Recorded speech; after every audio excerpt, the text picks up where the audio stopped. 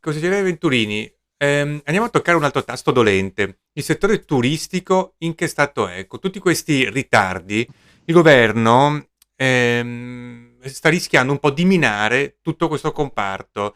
È vero che ci stiamo muovendo in modo corretto, come ci hai segnalato, però sappiamo che il paese si regge molto sul turismo. Anche il fattore del coprifuoco è un po' un freno a questo. E cosa pensi? Ritieni che avremo un'estate piena di turisti o siamo un po' in difficoltà?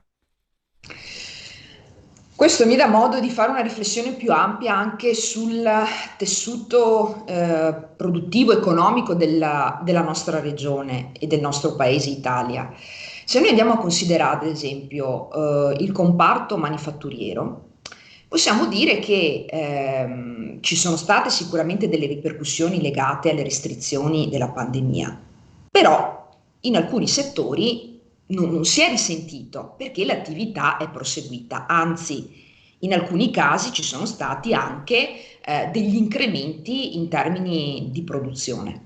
Ci sono invece delle realtà, quelle connesse ai servizi alla persona, piuttosto che al turismo, piuttosto che in alcuni ambiti all'export, che sono stati bloccati dalla pandemia. Mm, Ora, mm, mm. su questi è necessario assolutamente intervenire e dare un sostegno.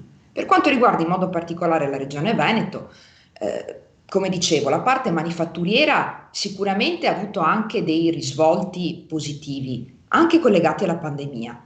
Però c'è tutta la parte relativa al turismo e ai servizi alla persona piuttosto che ai pubblici esercizi che sicuramente, per non parlare poi della cultura, dello sport, quindi di mondi che ne hanno risentito in maniera pesante, per questi è necessario assolutamente intervenire e in questi mesi si è tentato anche di dare un supporto sia come Regione Veneto che a livello statale proprio per superare tutte le difficoltà e su questo secondo me si poteva fare soprattutto a livello statale qualcosina di più e soprattutto anche in tempi più rapidi.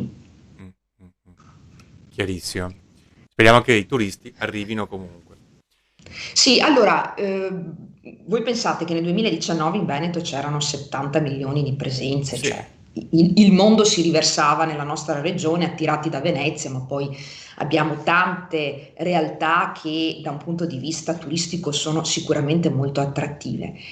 Il fatto che poi la pandemia ha bloccato, adesso ci sarà una ripresa e sicuramente ritorneremo ad avere dei numeri molto interessanti in termini di presenze. Tutto Bene. sta nel riprendere, nel garantire le condizioni, perché io una cosa che ho sempre detto è che il virus ci ha messo in seria difficoltà, ma non ci ha portato via tutte le nostre ricchezze storiche, culturali, artistiche che continuano a rimanere e continuano ad attrarre. Proprio domenica ero a Venezia e vi posso garantire che la presenza dei turisti comincia a farsi significativa. Si sentivano finalmente dopo mesi parlare lingue diverse e vedere la presenza di persone. Ecco, questo già è un segnale forte che appena ci Ottimista. sono le condizioni, esattamente, riprenderà.